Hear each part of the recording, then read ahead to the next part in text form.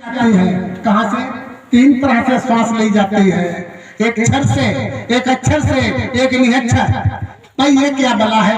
क्षर अक्षर निहक्षर। हाँ, छाती से, पेट से, नाभि से, ये तीन तरह से श्वास ली जाती है।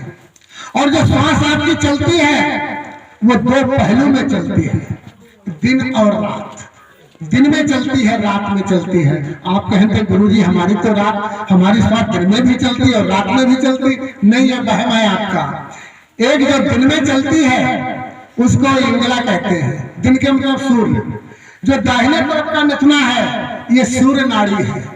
ये सूर्य, जब आपकी दाहिना नथुना चलना शुरू हो जाए तो समझ लेना हम सूर्य नाड़ी के द्वारा सांस ले रहे हैं। आपका वजन नहीं होगा, खाना बढ़िया पचेगा सूर्य नाड़ी से। इसीलिए बताया गया था कि खाना खाने के बाद आप बाएं करवट लेट जाना, बाएं करवट लेट जाना। जब बाएं करवट लेट जाओगे तो ऑटोमेटिकली ऊपर वाली श्वास चलना शुरू हो जाएगी। जब दाहिने की श्वास शुरू होगी तो आपका खाना बहुत बढ़िया हजम होगा, बहुत बढ़िया हजम होगा। कोई गैस फैस की दवाई लेने की आवश्यकता नहीं। खाना खाने के बाद बाएं करवट लेट जाना, तजुर्बा कर लेना।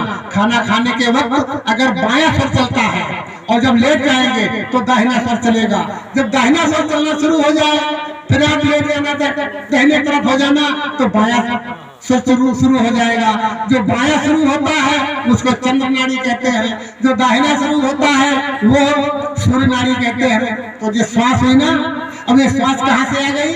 आपका शरीर वायु तत्व से भी बना है। ये जो वायु है इसके तत्व से बना है, तो ये वायु तत्व की क्रिया हो। इसी तरह से आपके अंदर आकाश का तत्व है। आकाश का तत्व कहाँ है? यहाँ से यहाँ तक, ये शून्य तत्व है। इसी शून्य शिखर पर आसन पदम लगावे, आसन पदम लगाकर शून्य शिखर में पहुंचकर जो भक्त, शून्य शिखर पर कैसे पहुंचोगे? जो भी आपके गुरु ने आपको नामदान दिया हो, मैं इसको छुटकारा नहीं चाहते कि आप उसको छोड़ दें। हम किसी की कंठी नहीं बदलते, हम किसी का धर्म नहीं बदलते, हम किसी का गुरु नहीं बदलते। आपका शरीर हम स्वभाव बदलते हैं। आप अपना स्वभाव बदल लीजिए, आप अपना खान पान बदल लीजिए, बदलाव लाइए। आज से ही बदलाव लाइए। जब आप अपना बदलाव लाएंगे फिर आप देखना आपके जीवन में एक करामात होना शुरू हो जाएगी। अच्छा ठीक है भक्तों, एक ध्यान देना, आज से जाना, सवेरे उठना और ज्यादातर जितने बच्चे पढ़ने वाले हैं ना, पूरब मुख को बैठ के पढ़ेंगे, पूरब मुख को। और जो लोग उत्तर को पैर करते हैं ना, वो सभी लोग पैर पश्चिम को करना शुरू कर देंगे। एक ही दिन लेटे ऐसे आपके स्वप्न होते हैं ना, वो खत्म हो जाएंगे। स्वप्न तो जब आते हैं जब सूर्य की तरफ आप पैर करते हैं तब आपको स्वप्न आएंगे। सूर्य की तरफ से रखिएगा, सतगुरु का नाम लीजिएगा, आपको स्वप्न खत्म हो जाएंगे। तो इसलिए हमने आपको श्वास की क्रिया बताई। अब आकाश तत्व की क्या क्रिया है? आपने गुरु किए होंगे, लेकिन गुरु शतलोक का वासी वो होता है जिस गुरु की बात को वैज्ञानिक दर्शन पर उसकी बात सत्य साबित हो जाए, वो बात है। तो शून्य तत्व कहाँ है? आकाश तत्व ये सिर में है और यहाँ से शून्य है। शून्य गोल गोल, शून्य समझ गए होंगे, जीरो को, आंखी शून्य, कान शून्य, नाक शून्य, बिंदी लगाते हो शून्य, चंदन लगाते हो शून्य, पूरी खोपड़ी शून्य। ये शून्य कहाँ से आया? शून्य से उत्पत्ति हुई और सब कुछ शून्य।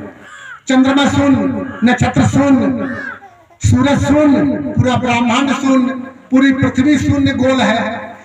तो जिसकी जैसी संरचना है वैसी आपकी भी संरचना। शून्य को समझना अभी वैज्ञानिक लोग नहीं समझ पाए हैं। शून्य को बच्चों लोगों ने भी जो पढ़ाई होती है मैथ की ना, उसको भी शून्य नहीं समझ पाए। शून्य का 1/4 भाग ही समझ पाए हैं। शून्य को ना भी समझ पाए हैं और ना भविष्य में आगे समझ पाएंगे। अरे भाई, शून्य है क्या?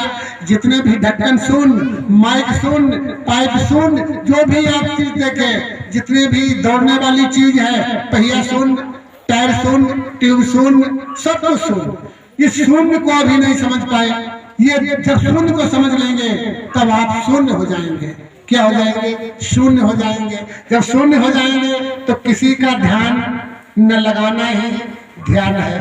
बस कोई आल मस्त, कोई भाल मस्त, कोई मस्ती में ही मस्त रहा, कोई आल मस्त, कोई भाल मस्त, कोई मस्ती में ही मस्त रहा।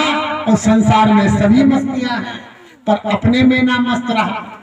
जब अपने में मस्त हो जाओगे कि ये परमात्मा का दिया हुआ तोहफा है, ये हमको मिला है, हम कितने सौभाग्यशाली हैं, हम बड़भागी हैं जो हमको सत्संग मिल